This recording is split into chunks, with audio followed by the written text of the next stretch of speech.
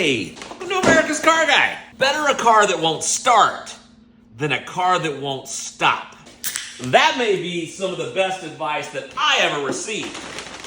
Just got back in the Weimar. Got me some power steering fluid, some automatic transmission fluid, and some brake fluid. I also got a couple of Christmas tree hanging brackets for 50 cents each. I gotta top off all the fluids in the old truck, and I'm gonna show you why. Check this out.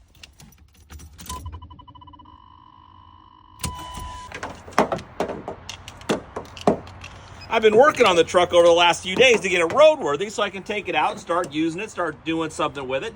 Got it all cleaned up, got it running, like we're gonna do right now.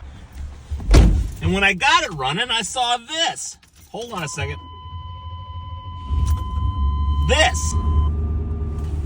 Double brake light.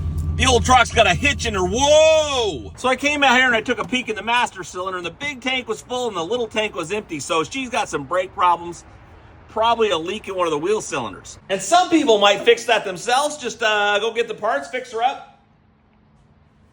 But I am not one of those people. I believe strongly in what Clint Eastwood said.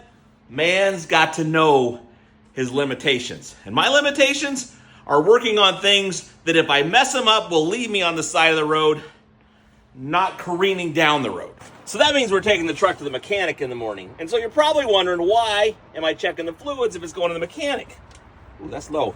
Because I don't want to look bad. I don't want him to know I haven't been taking care of the thing.